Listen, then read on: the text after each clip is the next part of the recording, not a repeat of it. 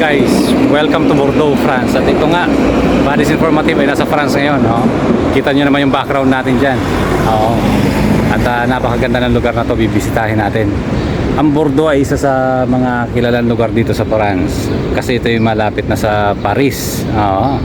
So it take I think 3 hours from Bordeaux to Paris by train. So maganda tong lugar na to. Okay, so guys, mamasyal muna tayo dito. Let's get it on.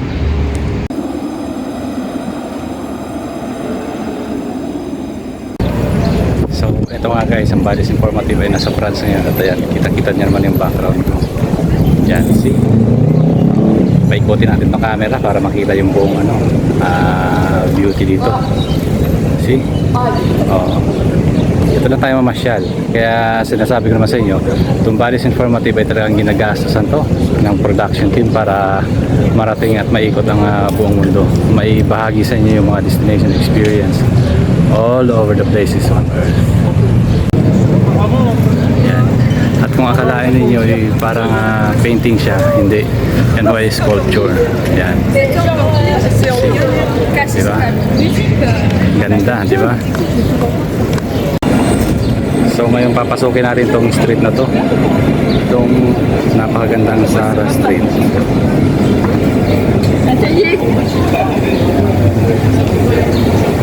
Yan, pasukin natin ngayon to. Papasyalan natin, ganap tayo ng Zara ngayon.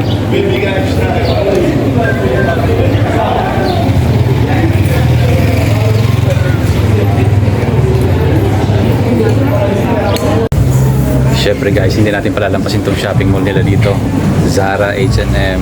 Pero ito sa H&M may nakita na ako. At ito na, diba? Okay na. So nagpamili na tayo ng personal na gamit para sa pang-araw-araw na gamit. So ito nga guys, nag-shopping muna tayo dito sa France. Kasi medyo 2 years na rin naman akong hindi nakabili para sa sarili ko. Kaya ngayon i-reguluhan ko muna ang sarili ko.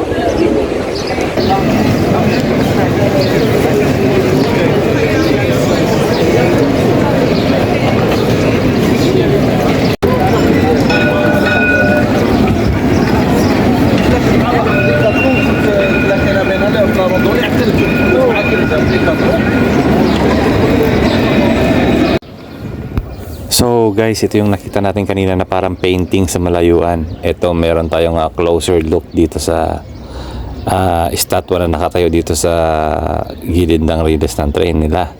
But you know, talagang grabe yung artistic talaga itong mga Pranses at talagang mahilig sila sa fashion.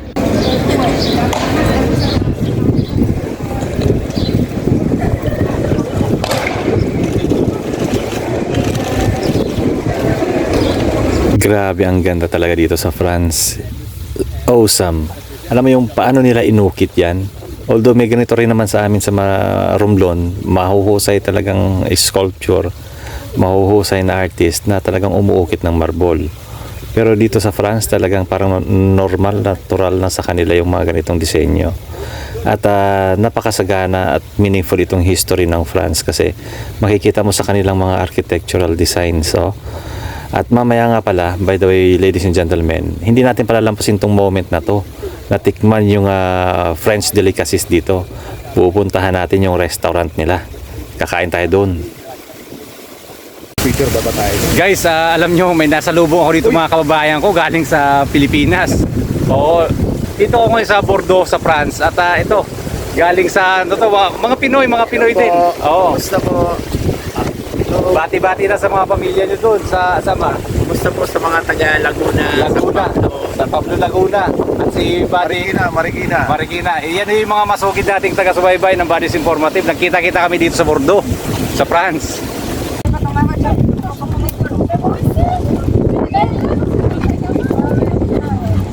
Guys, we need to try the restaurant here in Bordeaux as well. So yeah, the chefs is preparing for our meal now. So let's have fun and enjoy.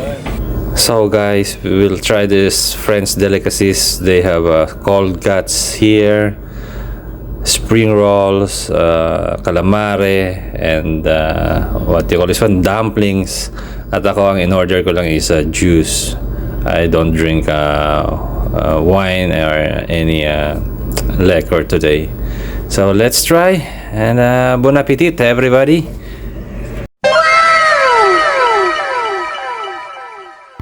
Ang sarap guys. Talagang ngayon ko lang natikman tong ganitong klaseng pagkain. Ganito palang pagkain dito sa France. Sarap.